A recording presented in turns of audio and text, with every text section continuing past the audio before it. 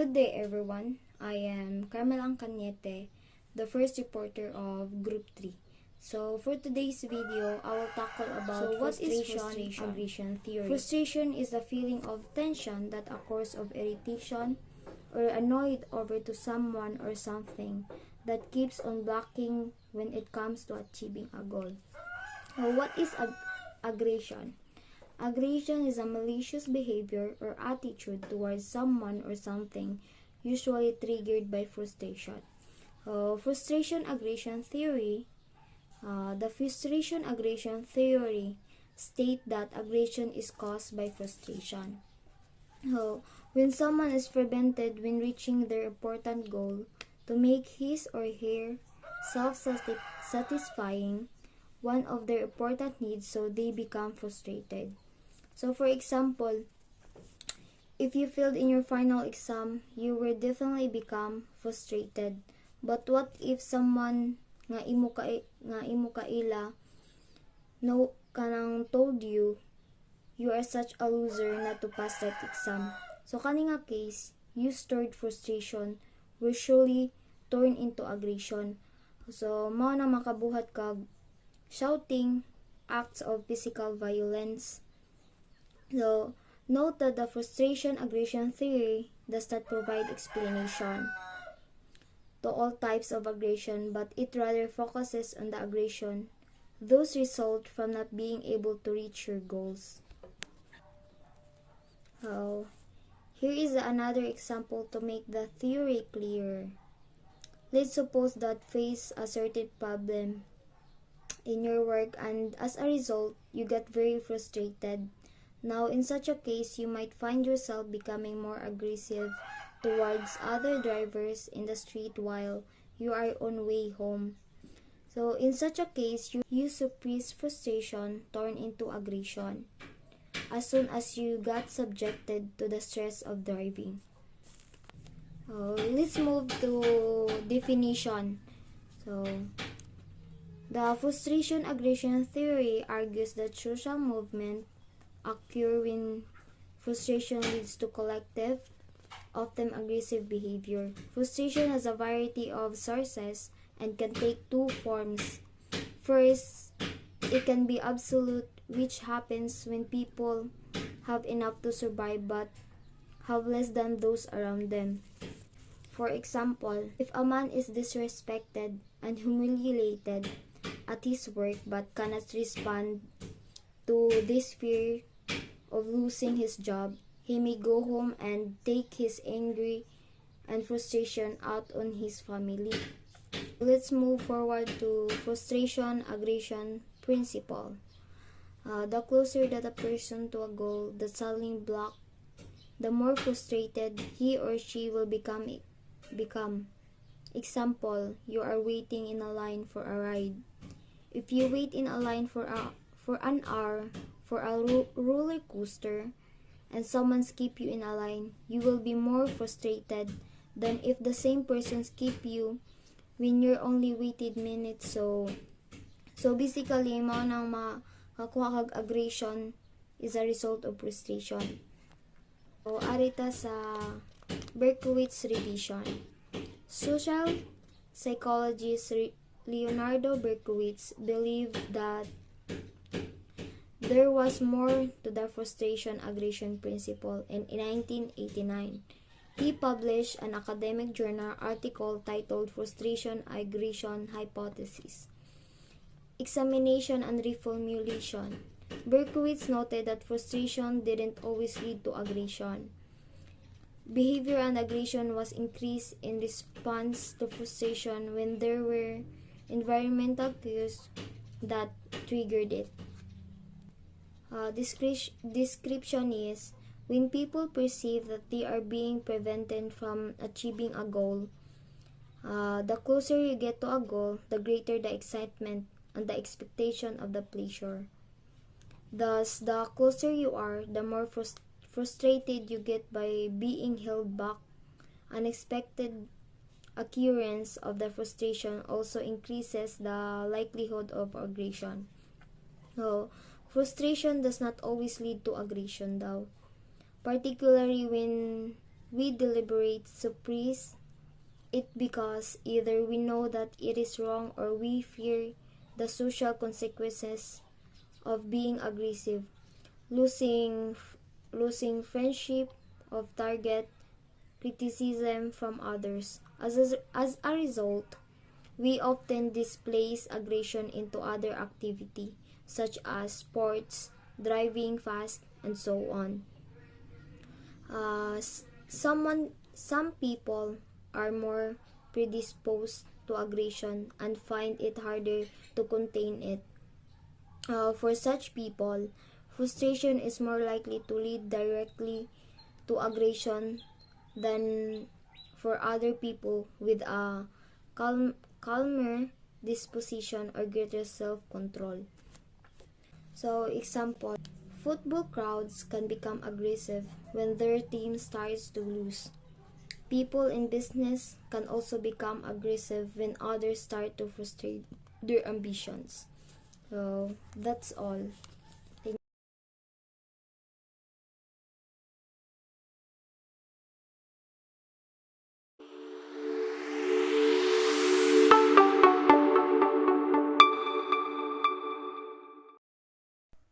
So, good day, sir. My name is Jester Abela.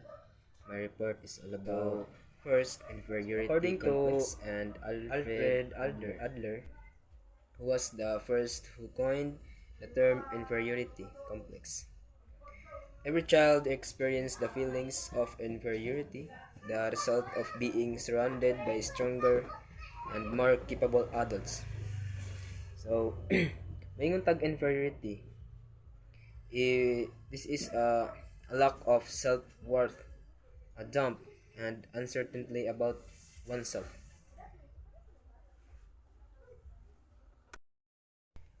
Oh, kaya si Alfred Adler. He is a German. Uh,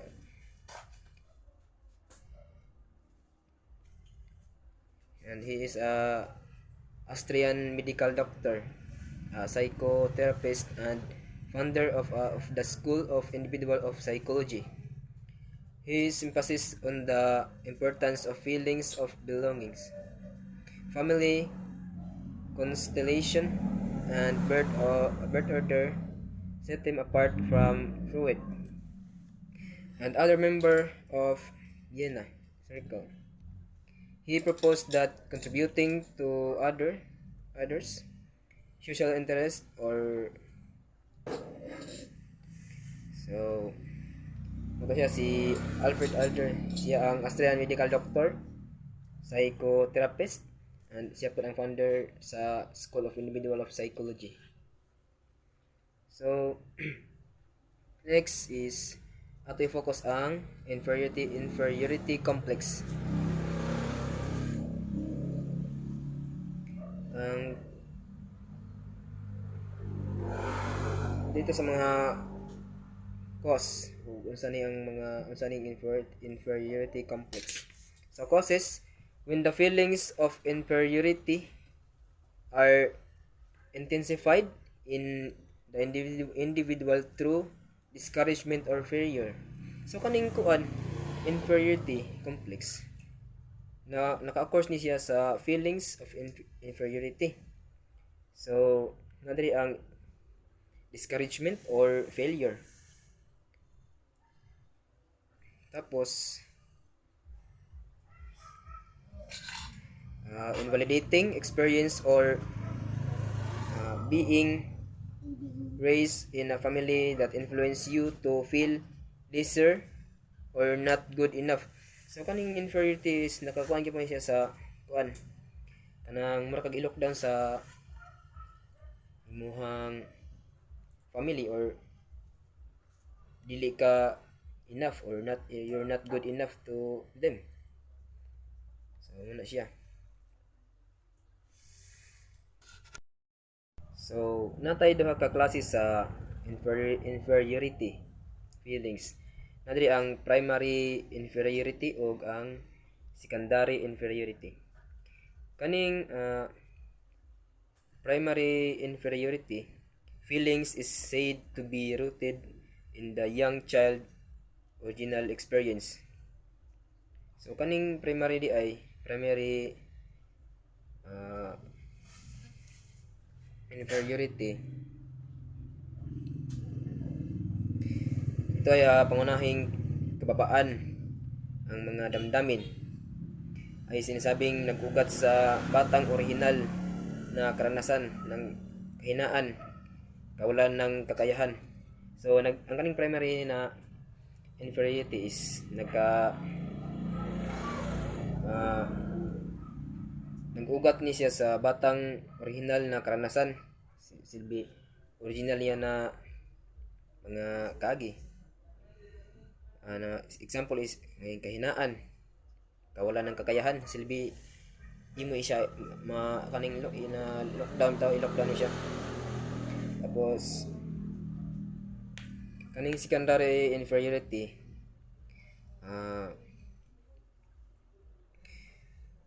feelings relate to an adult experience to being unable to reach subconscious reassuring fictional final goal of subject security and success to compensate for inferiority feelings. So ang kaning secondary inferiority damdamin ay naugnay sa isang karanasang pang-adulto o naka-base niya sa mga damdamin o karanasan sa mga adult, adult hindi maabot sa pag-ibay ng katiyakan at sa mga katang isip, pangwakas na layunin, seguridad ng paksa at tagumpay upang mabayaran ang damdaming kababaan. Mali siya secondary. Next is naigi kuan si Alfred Adler diri. So ayon kay Adler, ang bawat tao ay may damdamin ng kababaan. So kita kunong tanang tao natay mga damdamin ng kababaan, silbi natay mga iya-iya na mga kasing-kasing na kanang lockdown bitaw ta. Ngunit ang mga damdaming kababaan ay hindi isang sakit. So kanang nga na kuan dili na siya sakit. So kuan ra siya kanang normal. Ito ay naging isang pathological na kondisyon lamang kapag ang pakiramdam ng kakulangan ay napuspos ang mga individual mula sa pagtulad sa kanya sa pakinabang na aktibidad. Ginagawa siyang nalulumbay at walang kakayahan sa pag-unlad. Ano siya?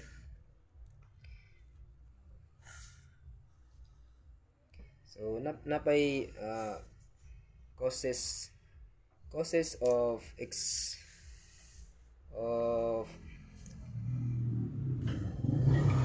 most common symptoms aning inferiority complex ano siya?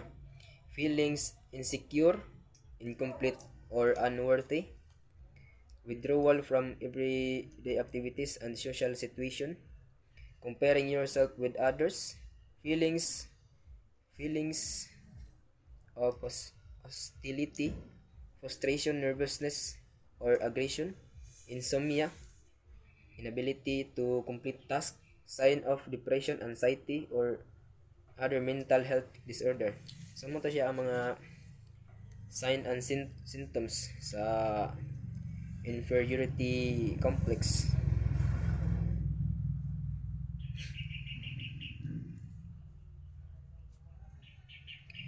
So that's all my topic. Thank you, sir.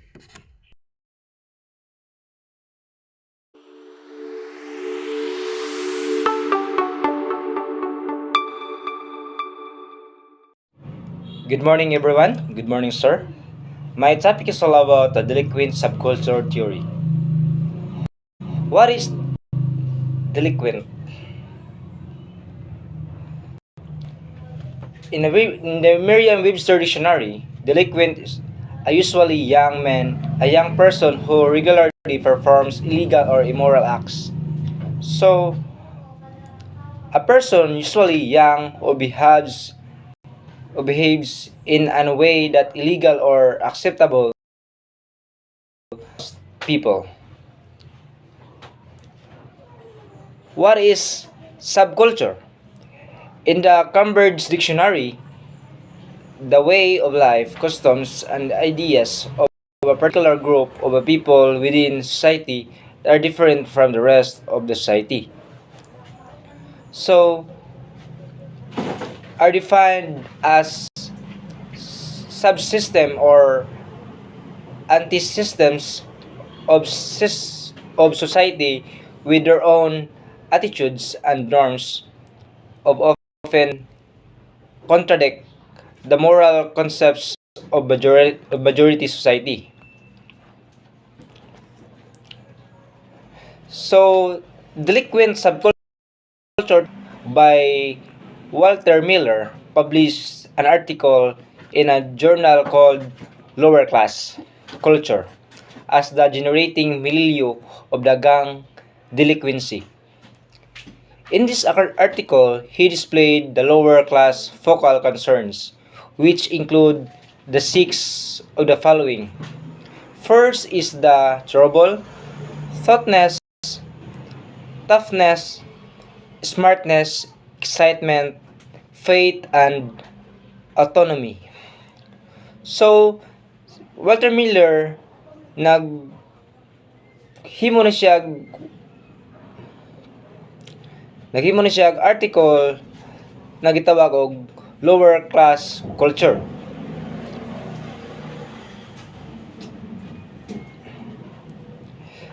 It includes the lower class focal concerns katong trouble, toughness, smartness, excitement, faith, and autonomy. Trouble as states about lower class communities is evaluated by how much a person creates it. Miller 1958. So alternative formation states that there are many difficulties associated with reaction formation as stated in the theory. It assumes that the delinquent boy strong values middle class status in the middle class system oriented to status in the middle class system. Kitsus and Dietrich 1958. So the question that comes to my mind is how the subject turns delinquency.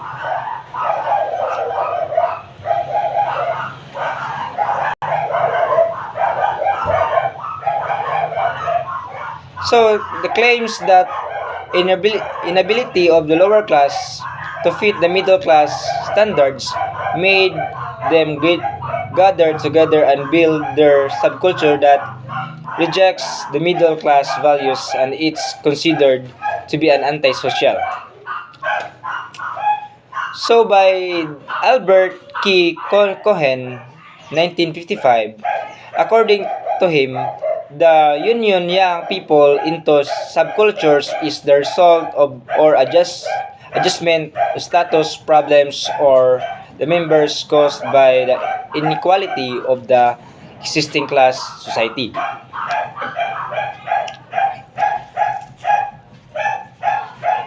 Next one is an alternative formation that states there are many difficulties associated with reaction formation as stated in the theory. It assumes that the delinquent boy strongly values middle class status in the middle class system. He is derivative of but different from some larger differential culture. The term used loosely of denote shared systems, norms, values, or interests that set apart individual groups or other aggregation of the people from larger societies and from broader systems. Common examples includes the young subcultures, the ethnic subcultures associated with particular occupations develop among people who share special interests such as the bird watching, the stamp collecting, or the criminal or delinquent behavior patterns, meaning measuring roads. The member the members of the lower class are unable to meet standards of the middle class, and in that case it affects their life. Reaction, the status frustration, reaction formation, the lower class reacts the situation of gathered to the subculture that rejects the middle class values. There are three delinquent subcultures that indicates the corner boys engage truancy, drug abuse, and illegal different acts to kill time to do life. Boy college embrace the middle class values. Delinquent boys embrace beliefs that direct opposition to the middle class norms. Lastly, the theory and research. Despite the efforts, the defined theoretical subculture and constructs the precisely to describe account for 40%. No general theory of subcultures has emerged by Yinger 1860 to 1777. Instead, research has continued to reveal enormous variation in the cultures that theory has proceeded by illustration and apology with little progression, measurement, or formal theoretical development. Despite this, scientifically primitive situation principles of subcultural formation have been identified and how knowledge has advanced. So the conclusion is the lower class failed to fit into standards of the middle class that they felt status frustrations with they resolve the forming subculture that rejects that middle class values. Additionally, the youth struggles to meet the standards and the middle class recognize themselves as today and other order to adapt their status they formed their subculture in which their norms after contradicts the majority norms that resulted to malicious and criminal actions. That's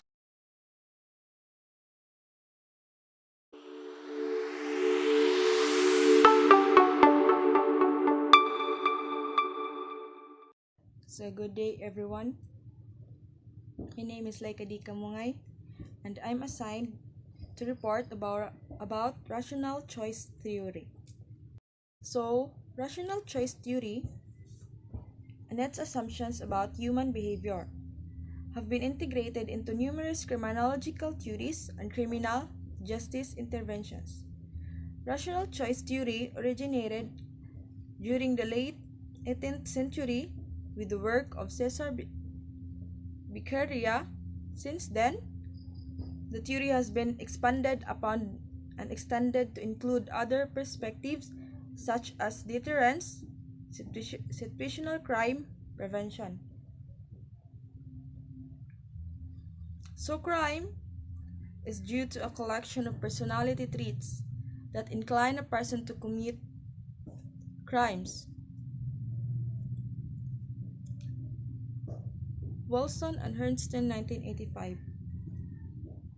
Some scholars argue that crime occurs when people are led by their culture to want something such as monetary success but are denied access to the means to achieve these things, according to Agnew 1992. And still others subcultures or groups that either actively promote or at least openly tolerate criminal behavior, according to Nisbet and Cohen, 1996. So, rational choice theory is an approach used by social scientists to understand human behavior. So, kanidi ay kuan siya para masabtan ang behavior sa tao. So, this approach has long been the dominant paradigm in economics, but in recent decades, it has become more widely used in other disciplines. It is basically about how incentives and concretes affect behavior. Rational choice theory is based on several assumptions. So, there are several assumptions of rational choice theory. One of those is individual, and one of those is individualism. It focuses on the individual behavior. The second assumptions is that individuals have to maximize their goals. And the third one, that the individuals are self-interested. So according to Nobel Prize winning economist Gary Beaker's landmark 1968 paper, rational choice theory is used in both criminal and non-criminal behavior. So, ang kani DI is magamit ni siya sa criminal or non-criminal behavior. It involves intentionally committing some act because the reward gained from the act will be the greater than the risk associated with it. So, this theory rules out such as the biological, psychological, or environmental factors that might compel someone to commit a crime. Instead, it asserts that criminals make a choice to commit a crime after weighing the cost. They also will consider the benefits or not committing the crime, but ultimately determine that the rewards of the crime are greater than the benefits of not committing the crime. So, nga rin adi is, nga rin nga part is, ang rational theory sad is, the people make rational decisions, the cost and the sum benefits on the situations, and then decide whether it's worth it to go ahead and commit a crime or not.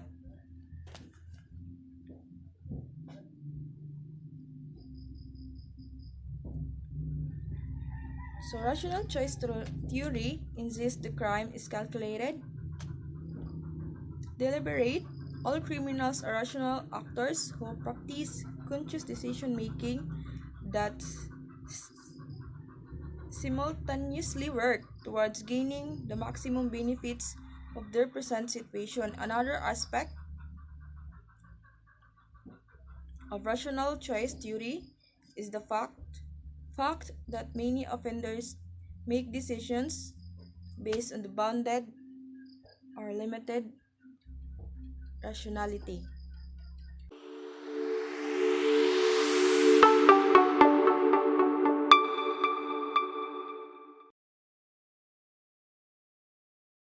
So my topic is today is about bounded limited rationality.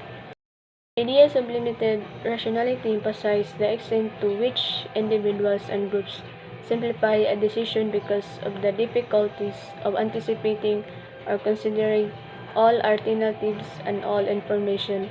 Bounded rationality relates to two aspects. One part arising from cognitive limitation and the other from extremes in emotional arousal. Sometimes emotional arousal at the moment of can be acute. So, emotional arousal is a state of heightened psychological activity, and this includes having strong emotions like anger and fear. And we go to the emotional arousal. state in response to our delay mga experience. Like for example, kanang fight or flight or something freeze. And thereof would be offenders find themselves out of control and rational considerations are far less salient. Crime therefore can be influenced by opportunity. Opportunity of a crime can be related to cost benefits, socioeconomic status, risks of detection, dependent on situational context, type of offense and access to external benefits. In addition, opportunities are dependent on the individual's current surroundings and consequential factors. This theory better explains instrument crimes rather than expressive crimes and instrumental crimes. Involve planning and weighing. So planning is an process of making a plans for something and directs with a rational mind. An example of an instrumental crime can include tax evasion, traffic violation, drinking and driving, corporate crime, larceny, and sexual assault. So, tax evasion is an illegal activity in which a person or entity deliberately avoids paying a true tax ability. And larceny is an pagpangawat. So, is a crime involving the unlawful taking or thief, like personal property of another person or business. And assault, sexual assault is a act which are intentionally sexual touches other person without their consent. And on the other hand, expressive crime includes crimes involving emotion and lack of rational thinking without being concerned of future consequences of expressive crimes can include non-premeditated murder such as manslaughter and assault. And non-premeditated murder, there are na siya duha ka mga kuan important, the manslaughter and the assault. So manslaughter is the crime of killing a human being without malice aforethought or otherwise in circumstance not accounting to murder. And sa assault is kanang pag-atake sa imuha. And as a result, punishment is only effective in deterring instrumental crime rather than expressive crime. In 2000, O'Grady et al. Performed a study which examined the illegal sale of tobacco products to underage youth. So, sa mga kuana ni, sa mga tobacco. With the use of rational mind, merchants and clerks, without the cost, benefits, and risks factors which are involved in selling cigarettes to underage youth. Due to the minimal risk of police patrol after 5 p.m., merchants and clerks felt a diminished sense of risk, therefore allowing them to sell their products illegally to underage youth. And according to O'Grady 2011, the three main critics of rational choice theory include. So, three main critics according to O'Grady of the rational choice theory. Assumes that all individuals have the capacity to make rational decisions, and the theory does not explain why the burden of responsibility is excused from young offenders as opposed to adult offenders. And this theory contradicts the Canadian criminal justice system. And this theory does not support the idea that all individuals are rational actors because of cognitive inability. Examples of individuals who lack a rational mind include, so, ano siya, who are not criminally response on account due to mental disorder, and NCR-MD. And in criminology, rational choice theory adopt a utilitarian belief that man is a reasoning actor who weighs means and ends, cause and benefits, and makes a rational choice. And this method was designed by Cornish and Clark. to assess in thinking about situational crime prevention. It is assumed that crime is purposive behavior designed to meet the offender's commonplace needs for such things as money, status, sex, and excitement, and that meeting decision and choices involves the making of sometimes quiet rudimentary constraints as these are by limits, ability, and the availability of relevant information. And people generally act in their self-interest and make decisions to commit crime after weighing the potential risks, including getting caught and punished, against the rewards. Rational choice theory is an economic principle that states that individuals always make prudent and logical decisions. This decision provides people with the greatest benefit or satisfaction given the choice available and are also their highest self-interest. Most mainstream academic assumptions and theories are based on rational choice theory. Rational choice theory assumes that all people try to actively maximize their advantage in any situation and therefore consistently try to minimize their losses. This theory is based on the idea that all humans base their decision on rational calculation, act with rational when choosing, and aim to increase either pleasure or profit. And the rational choice theory is also stipulates that all complex social phenomena are driven by individual human action. Therefore, if an economist wants to explain social change or the action of social institution, he needs to look at the rational decision of the individuals that make up the whole. Thank you.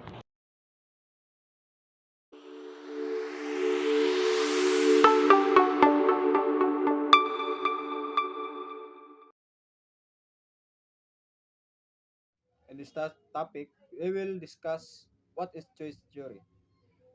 Choice theory is the belief that individuals choose to commit crimes based on their own self-optimal choices. So, it means na dapat ang sa choice theory, dire makuha ng belief nato sa sigusa kay ang crime di man makommit nimo na basta-basta lang, whether you choose good, bad or good, depende ra na nimo kay namatay ka bulingon self itong pangunahon na ug mga life choices sa kinabuhi. Then, next, the 10 axioms. 1. The only person whose behavior we can control is our own. So, sig usa na sa usa ka tawo nato, kita ra control sa atong kaugalingon. Dapat mo kuan sa tao self-discipline o pag-control, self-control para dili ta maka-create og crime. Number 2, all we can give another person is for information. So, yeah, we will give information to prevent crimes. Example, apat ato jud tabangan ng kuan dili ta maka sa atong community na maka-prevent maghatag mga information para dili mo kuan ang crime, daghan ang crime sa kalugar. Number 3, all the long lasting psychological problems are relationship problems. So based in kuan maka cause na psychological problems sa garan ng mga relationships like family relations sa imong pamilya, friends, og sa imo ang example sa mga married, mga couple, natural maka damage man na sa mental health sa usa ka tawo na may ngana tungod sa relationship problems. Number 4, the problem relationship is always part of our present life. Like for example, nga atong kuan problema, relationship sa tugulingon, di kay ta control sa tong self, like sige na lang og inom, sige na lang kuan bisyo. Bago anay pakialam sa kagalingon sa mitabo, then napod say problema sa mga surroundings niya like sa social like sa iyang social life, di sa makigalubilo kasagaran, natural ra na sa to present life kailangan sad ka mao ta mo control o mo balance. 5, what happened in the past has everything to do with what we are today, but we can only satisfy our basic needs right now and plan to continue satisfying them in the future. Like ang nahitabo sa una na may for example sa una na mga naka-traumatic experience or sa ako lang guguling yung pagsabot traumatic experience or kan for example kailangan jud nato jud pangitaag pamaagi na mausab pa nimo ang mga binuhatan nimo sa present nimo na mga tubang sa imong gulingon like nakay problema sa imong self sa past dapat mabag-o na siya kay mura may need nato para makuha sa future kailangan makakuan pod siya mas makatabang nimo. Next, number 6, we can only satisfy our needs satisfying the pictures in our quality world. Example, satisfied our needs maka-help mangyapon ni siya ang kay good point of view sa imong kinabuhi sa iwan dapat positive lang kasagaran mga kriminal nilang una kay negative man sa pagtanaw nila sa kalibutan sa ilang mga makita sa ilang surroundings puro negative mo nang mga create of crime ang usa ka tawo. 7, all we do is behaving. Dapat we must have our own kagulingan self discipline like mag-behave lang yun ta di lang yun ta magpalabi og imong mga dautan nga para mga batanon ron mga delinquency kay mo manay madaan nila pag dako nila kailangan mag-behave lang ta maminaw ta sa mga rules and regulation o para di ta maka-break sa law kailangan sunod lang ta dapat sunod lang. Number 8, all behavior is the total behavior and is made up of 4 components: acting, thinking, feeling, and psychology. There are 4 components made up of one. These components are acting, thinking, feeling, and psychology. Ano siya ang upat na components. Then all total behavior is chosen that we are only direct control over the acting, thinking components. Mauray gikuanan ang sa total behavior nato ato pilion jud ang sa pinaka-importante jud ang acting ug ang thinking kay whether mugamit ta ning kuan kani dako jud ning duha impact ning duha kay kunway example acting ra imong buhat wa kay thinking kay ang thinking dako kay nagamit dapat kamaw sa ta magunahuna before ta mo act. Then we can only control our feeling and psychology indirectly through how we choose to act and think. So, based akong giingon ganina, mao to. Dapat kamao sad ta mo choose sa kuan atong buhaton. Pero dapat magunahuna sa ta usa ka nato buhaton para dili ta maka-create og mga tautan. Lastly, number 10, all total behavior is designated by verbs and named by parts of it that is the most recognized. Ay designated siya na mga kuan example sa mga verbs na mga points na dili nato kuan masunod dapat ato na yun kuan kay naka-designated naman siya throughout verbs designated by verbs and name. So dra na ma-recognize tanan. And that's all and thank you for listening.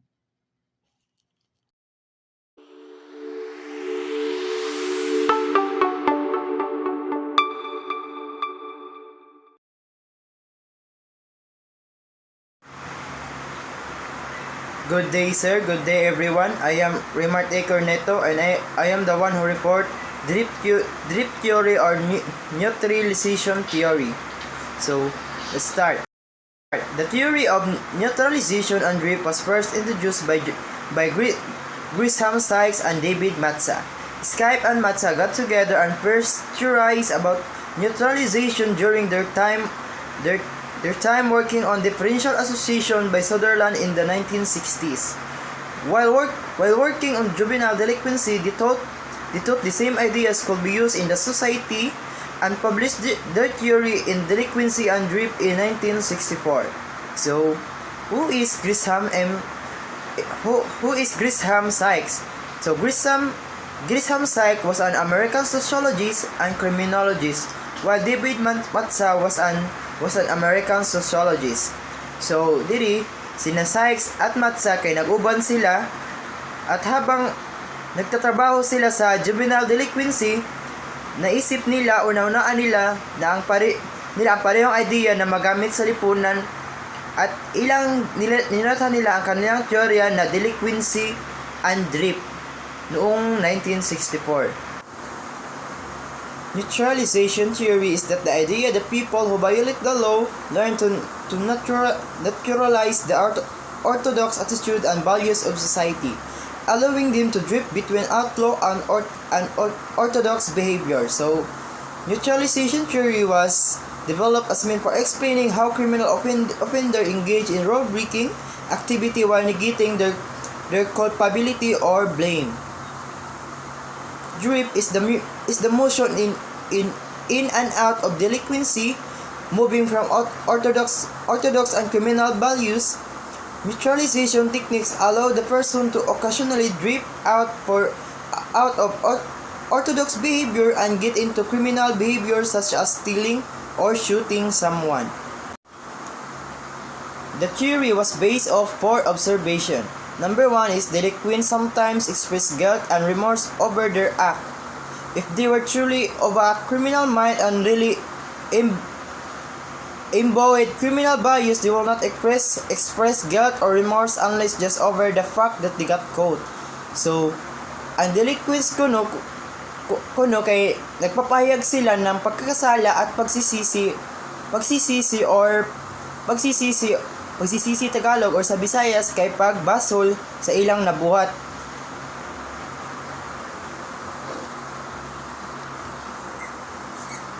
Number 2, delinquents usually show respect to lawful citizens. People they admire will be included like celebrity, sport figures, clergymen, teacher, family member, or neighbors. Number 3, there is a line they don't cross on who they victimize. Member of their own class or ethnicity are off limits. Maybe even people from their neighborhood or school. Maybe members of their church can also be off limits. They suggest that they are aware that what they are doing is wrong. So diri ang pasabot ani wa sila gipili nga biktima bisan pag maig-agaw ba kanila, maig-agaw close friend or kauban na mo sa sa usa ka place or sa usa ka lugar, wala sila pilion nga biktima. Ug kinsa ilang makuanon mao ila biktimahon. Number 4, delinquents are affected by their environment and prone to conformity. Interestingly enough, many delinquents are often involved in their community and attain the same social function as law-abiding citizens. For example, many will still attend to church even though they rob drugstore or deal drugs. Parang sa parang kuan sila parang napakita sila nga nagpa-as-if sila nga wa sila gibuhat, like kanang pa-renown sa tao nga ala siya kay lambuutan nang di niya siya mabuhat og kanang nagpa-as-if sila nga di siya masamang tao. So that's all and thank you.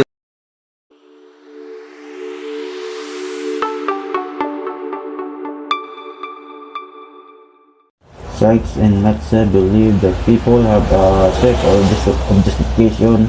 They do Bscrim carrying out certain acts by using 1 or up to 5 methods of justification. Number 1, denial responsibility. Pagtanggi sa pananagutan.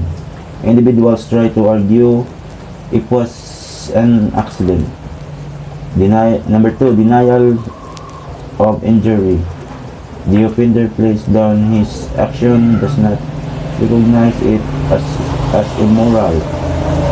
Example, if masakpan mga wat, moingon ra nga gihuwaman or joke to. Number 3, denials of victim. Individual claim they deserved it. Example, maoya gi-rape kay mahalay ang niyang pananamit. Condemnation of condemners. The offender believes that her action was justified because the whole world is corrupt. Number 5, appeal to higher loyalties. Criminals argues that their action although illegal were justified. Example, mangawat siya og sakyanan kay needed niya dalhon sa ospital iyang lola. Skies and Matches blame a lot of delinquency on a Vivian subculture. Criminals who do illegal activities not just to earn money but for status and respect for other criminals.